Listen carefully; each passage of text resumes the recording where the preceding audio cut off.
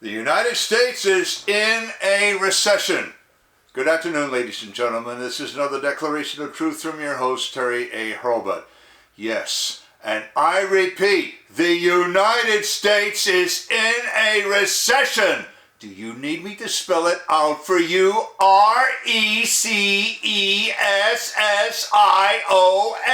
Recession.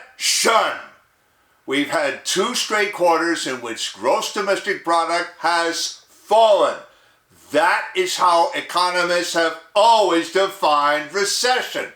That is, until today, when those same economists and the mainstream media want to prop up a failing administration and save its control of Congress and their skins. Before I get into any more detail, I do want to shout out to the sponsor of this channel, which is Conservative News and Views, link in the description. Be sure to check out the awesome CNAV Store. Scroll down near the bottom for that link. Lots of good merchandise there, including this t-shirt that I have chosen for today, which reads, well, actually, this one is going to be hard to read. I'll do my best. Buy a man, eat fish the day each man to lifetime. Signed, Joe Biden. Well, no wonder. Someone must have recorded this on a day that Biden didn't get his happy pills. All right, let's put this sorry story out of its misery. The reportage on the latest economic report, or what passes for reportage from the mainstream media, is absolutely, positively, categorically, undeniably, 100% disgraceful! Ladies and gentlemen of the mainstream press, the alternative media has scooped you. Worse than that, they have humiliated you, and you bring this upon yourselves. Look at these reports. NPR, CNN, the New York Times. Believe me, it's not worth going through the paywall. The Los Angeles Times, PBS NewsHour, Kiplinger's Personal Finance. Man, I would have thought Austin and Knight Kiplinger would have known better. Better than this. CNBC, Roll Call, Bloomberg, Political.com. What do the pieces of garbage from these outlets have in common? They all say the same thing. Yes, we have had 2 straight quarters of GDP decline, but we're in a recession when the National Bureau of Economic Research says we're in a recession, and not unless and not until. Well, excuse me. I guess anyone who presumes to take a recession call into his own hands is stupid and or unfit for his job. You all know from whom that came. Hans Christian Andersen, one of the greatest practical philosophers of all time, from his story, The Emperor's New Clothes. And you know what? I doubt he would mind in the least my borrowing that turn of phrase from him. Even Wikipedia changed the definition of recession and locked the article against further editors except by sysops and bureaucrats. Now those 2 words have a special meaning in media wiki speak. They are the most senior administrators. Not only that, but they raised the outdate alarm. That's right, they put on a tag that says, an outdated version is in widespread circulation, don't use it, blah, blah, blah. I have links in the description of the current version of the article and to another version from July 6th.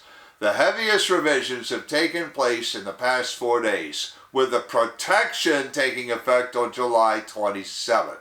And just to make sure that those versions will always be available, the links that I have provided are from the Wayback Machine.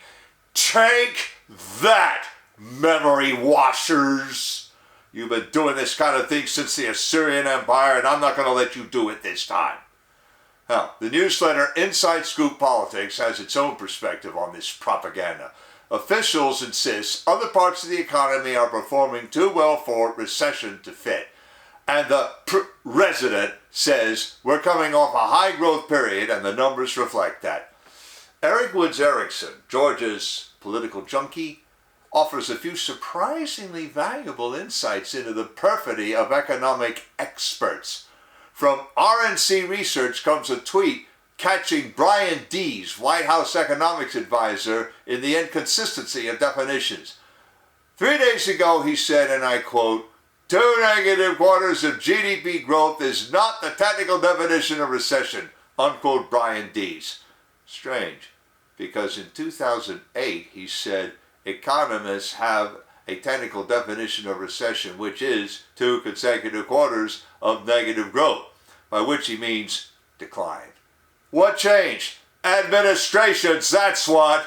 Remember who was president in 2008? Yeah, George W. Bush. Ben White at Politico.com in March of 2020 called Trump's economy in a recession. Now, Trump made a mistake then.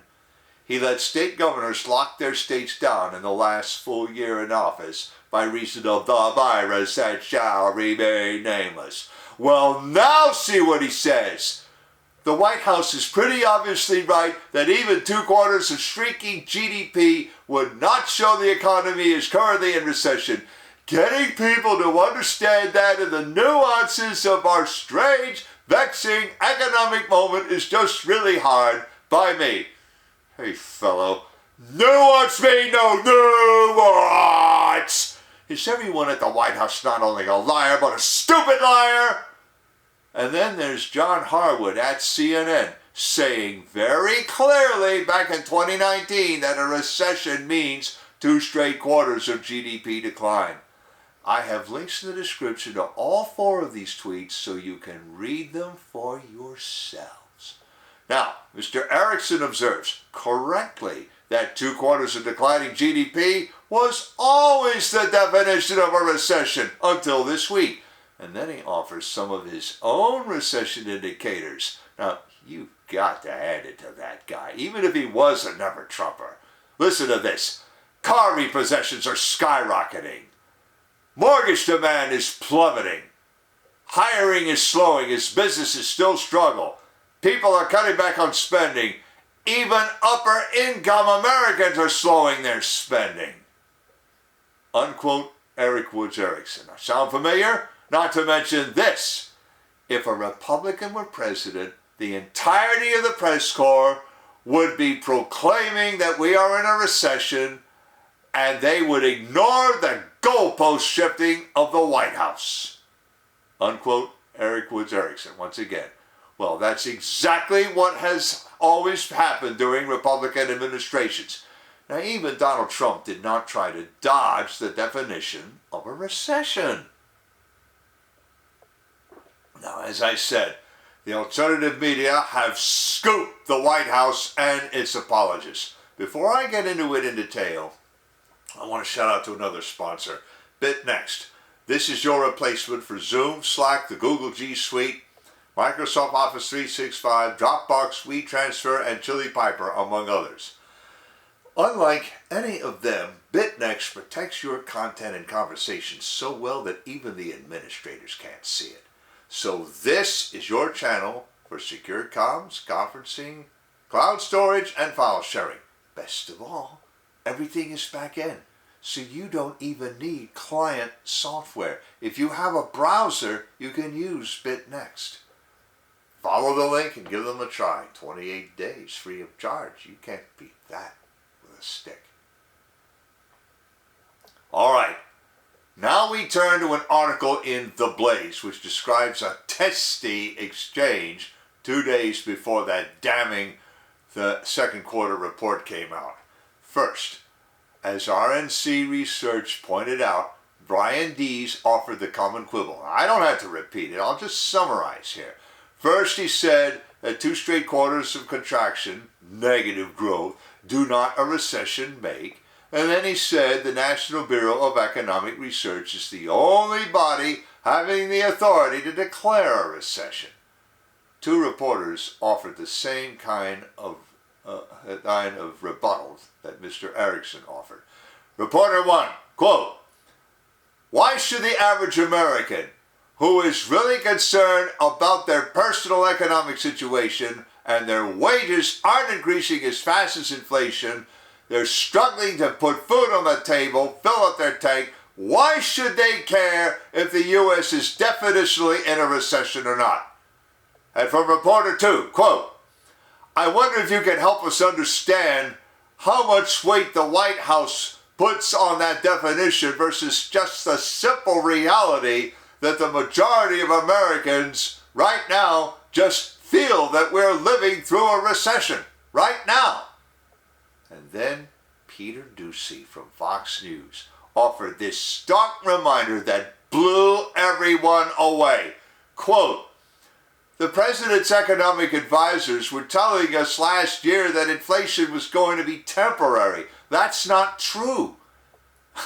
Now the president's economic advisors are saying that there's not going to be a recession. Are you sure? Unquote Peter Doocy, who was even less kind to Karine Jean-Pierre, the current press secretary. I'm going to link to that hour-long press briefing in the end screen. Watching is believing. So what do we know? Well, we've known for a week that the American people are not happy with the president that had the way he's handled the economy. Now, why did I say president? Because he gives every indication of being unable to discharge the powers and duties of an office. Somebody is pulling strings. Now we see that the White House refuses to admit that the economy is in recession. So they ordered various people to change their definitions. Now that's equivalent to changing the scoring rules in the middle of a game. The reason the White House and mainstream media don't want to admit it is that they are looking at a midterms disaster. Rumors had Democratic Party operatives covertly supporting radical Republican candidates in at least one primary, a House primary in Michigan. Now their theory would be that a Democrat could more easily win against a candidate with a consistently patriotic message. Well, first, that theory is obsolete. The Overton window of acceptable political discourse has shifted toward nationalism and patriotism.